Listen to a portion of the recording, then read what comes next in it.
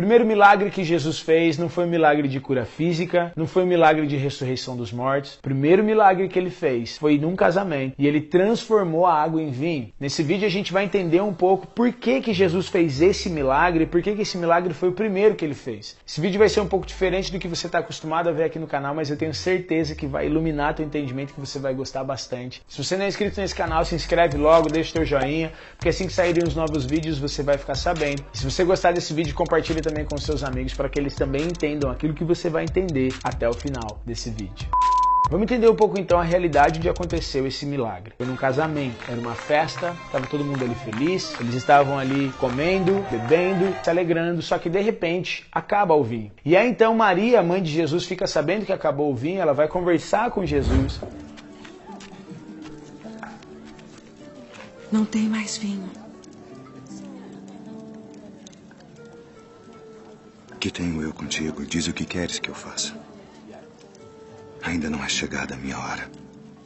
E aí quando Maria conversa com Jesus, Jesus responde o seguinte para ela: não é chegada a minha hora. Por que Jesus falou isso? Porque ele sabia exatamente o que ele estava para fazer e por que ele ia fazer o que ele fez, que era transformar água em vinho. E a gente vai entender isso aqui. Quando Maria ouve isso, ela fala para os serviçais ali da festa, para os garçons: olha, façam tudo o que ele disser. Isso é uma chave importante porque Maria aponta para Jesus e a narrativa do texto, ela propositalmente quer mostrar isso pra gente, que Jesus ele se torna o centro ali. E a partir do momento que Jesus se torna o centro, toda aquela história, toda aquela realidade muda. Pois bem, quando Jesus entende que chegou o momento certo dele agir, ele vai até os garçons, até os serviçais, e ele diz o seguinte: encham essas talhas de pedra com água até a boca. A Bíblia mostra pra gente que haviam 6 talhas de pedra e que elas eram cheias de água e que essa água dessas talhas de pedra era usada na purificação dos judeus. O que era isso? Essa purificação dos judeus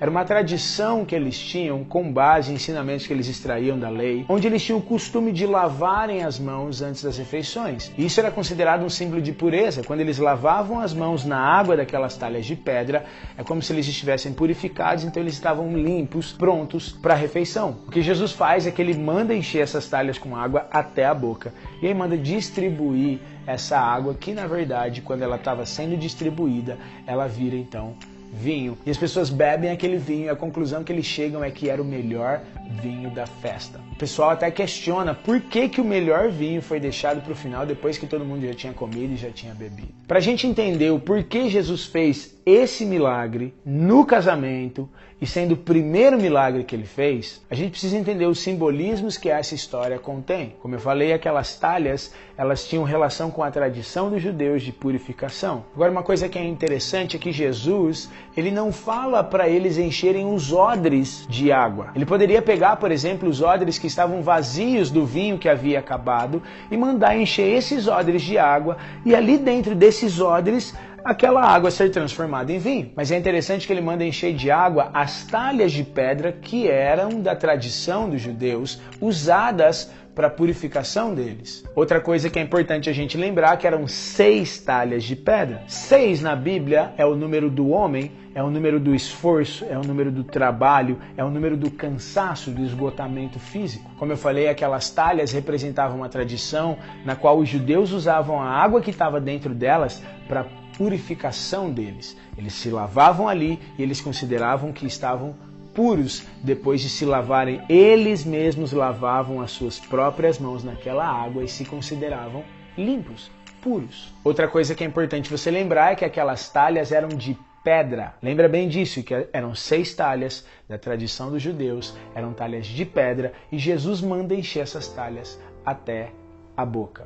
Quando a gente fala da tradição dos judeus, isso nos remete à lei judaica, aos 10 mandamentos, à lei moral que foi estabelecida através de Moisés. Você lembra muito bem que essas leis foram gravadas em tábuas de pedra. E a mentalidade da lei implica no seguinte: fazer por merecer.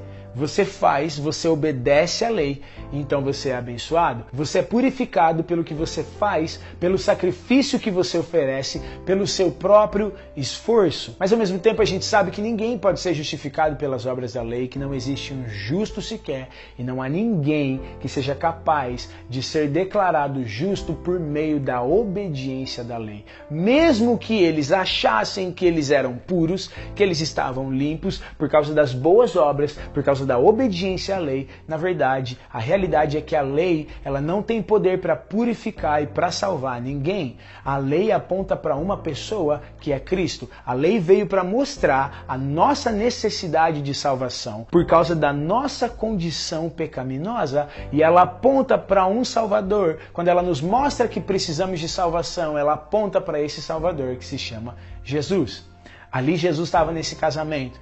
Era o primeiro milagre que ele fez no seu ministério, justamente para mostrar para que ele tinha vindo. O que acontece é que essas talhas de pedra, elas fazem menção à mentalidade da lei, onde você é purificado e justificado pelo seu esforço, mas a verdade é que você nunca consegue realmente se purificar e você precisa de um Salvador. Quando Jesus manda encher aquelas talhas de pedra até a boca com água, ele estava dizendo o seguinte: agora uma nova realidade está sendo inaugurada. A realidade da tradição judaica, a realidade da justiça própria, a realidade onde você se baseava no teu esforço para se purificar, ela já não será mais, porque eu vim para cumprir a lei. Uma vez que Jesus manda encher aquelas talhas até a boca, depois ele manda distribuir aquela água que na verdade agora era vinho. Olha que interessante, que não dava mais para eles lavarem as mãos na água que estava nas talhas, porque não tinha mais água nas talhas, o que havia agora nas talhas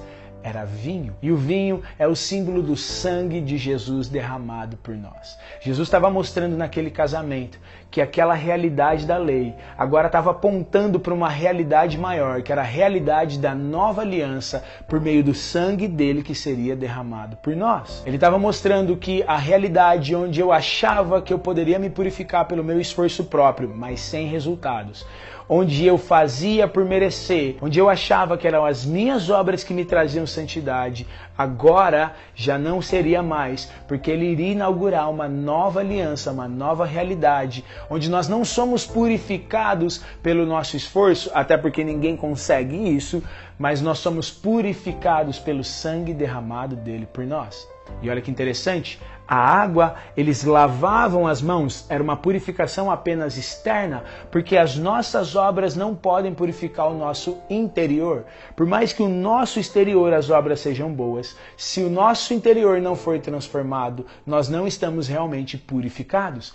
Só que quando Jesus transforma aquela água que simbolizava uma purificação exterior em vinho, o vinho ele deve ser bebido. E quando você bebe o vinho, isso simboliza a purificação interior que somente o sangue de Jesus pode trazer a nós. O que Jesus estava mostrando é que a realidade onde você procurava se justificar sem resultado pelo seu esforço próprio, agora já não seria mais, porque ele estaria inaugurando uma nova realidade onde ele derramaria o sangue dele por amor a você, e através desse sangue você seria purificado não somente exteriormente, mas de dentro para fora. Lembra que 6 é o número do esforço, é o número do trabalho, é o número do cansaço, do esgotamento, é o número do homem? Pois bem, o que Jesus estava dizendo é: eu sou o homem perfeito que vou fazer todo o esforço e todo o sacrifício necessário para que você